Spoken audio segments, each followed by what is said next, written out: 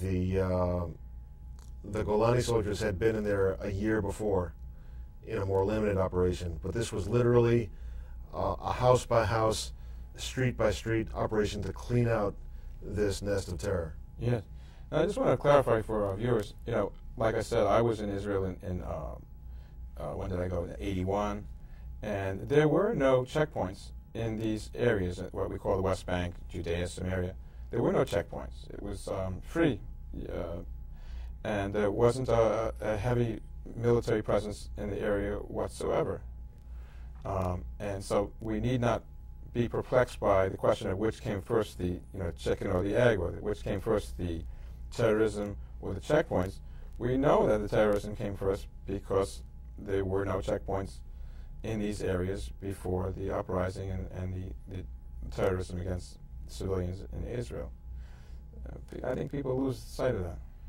No, it's important to remember the situation that led up to the present situation. Right. So now, the rationale for writing this book was to describe the humanity and the day-to-day life of the Israeli soldier.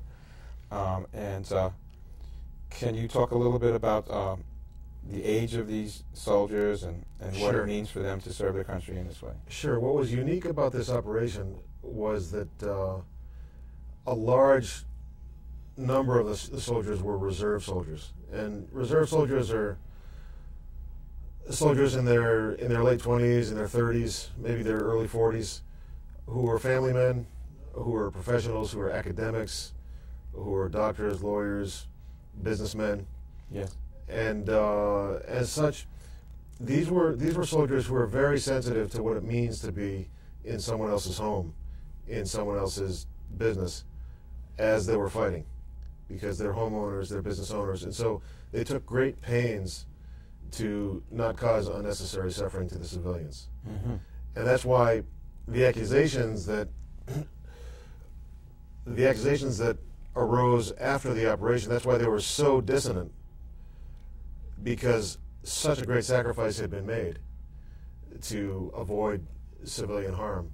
Some of the soldiers went into the battle with M&Ms in their bulletproof vests just so they could hand them out to the kids, so the kids wouldn't be scared. What were the how many of the Palestinians fell and how many of the Israeli soldiers fell? There were 23 Israeli casualties and I think 52 Palestinian casualties. The initial numbers coming out were 500, and they were grossly inaccurate. And they made allegations of mass graves. Yeah, there were some films taken of bodies being moved from one place to another to make it seem that there was some sort of a mass grave, but nothing of the sort took place. And the UN declared it a massacre before they even got there, I mentioned. And so that made big headlines, and it was a big story, and people said, oh, how terrible Israel is for making this massacre. Yeah, when the truth came out, the media had already moved on to other things. And so in the collective consciousness, nobody really remembers that this grossly inaccurate case of reporting was corrected. And the UN never really issued a retraction. They never issued a retraction. Wow. So now, Israel, the soldiers went into this town, this very congested town, house to house, door to door. They made announcements in the beginning over the loudspeakers saying... It had been hoped that the civilians would leave Mm-hmm. before the battle began. Yes. But there were a number of reasons why the civilians didn't leave. First of all, the enemy combatants in some cases held the civilians there. Mm-hmm. Secondly, almost every alleyway was extensively booby-trapped. So just moving around was very dangerous. Mm-hmm. And third, there were some cases where groups of civilians left the refugee camp and tried to enter homes in the neighboring city of Jenin, which were the homes of the wealthier residents, and they were turned back. Mm-hmm. So ultimately, they had nowhere to go, and they stayed, and that's what made the fighting so delicate. There must have been some that were casualties as a result of these booby traps that they themselves had set. Perhaps. Okay, all right. I don't have any hard Okay. facts on that. But this is house to house, window to window shooting, sharpshooters. The important thing to remember is that the Israeli soldiers basically went into this warren with nothing more than what they could carry on their backs. Mm-hmm. They didn't have the benefit of tank support. They didn't have the benefit of even helicopter and missile support. It was very, very difficult to support their activities from the air or from long range. Mm. Yeah, those alleys are just too thin for any kind of tank to go in there or anything. It was too tight. So it was a very ethical. It was a necessary operation. I mean, again, these people were leaving from Jenin, with bombs strapped around them and walking into pizzerias, and they were blowing up people in these restaurants. Jenin was the dispatch point for over 50% of the terror attacks that took place in Israel. Mm-hmm. So Jenin was the center. And what was interesting is that there had been so much anguish leading up to this campaign that when it was announced that an action was finally going to be taken to clean up the nest of terror, the campaign was oversubscribed. In other words, there were more volunteers than had been called up. In other words, everybody wanted to protect their own family. That's how immediate the threat was. Nobody wanted to not participate in this battle on behalf of the Israeli home front.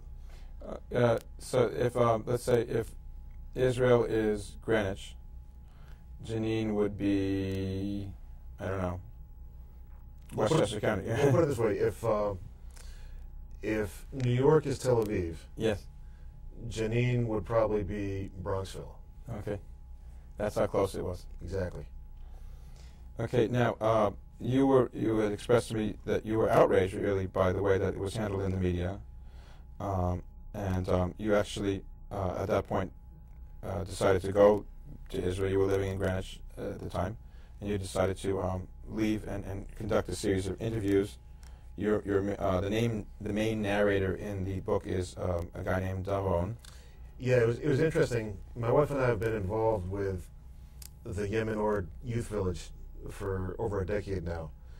And when I decided I wanted to write this book, the first person I contacted was Dr. Chaim Perry, who's the director of the Youth Village. Mm-hmm. And I told him what I wanted to do.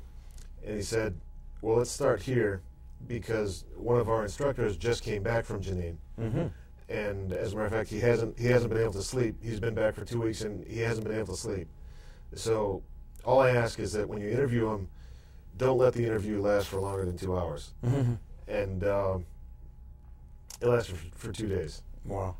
There was just so much that he wanted to tell about what had taken place, and this individual was the Talmud instructor at the Yemen Or Youth Village, which is a great. It's a residential high school for 500 students of Ethiopian and of former Soviet Union origin. Yes.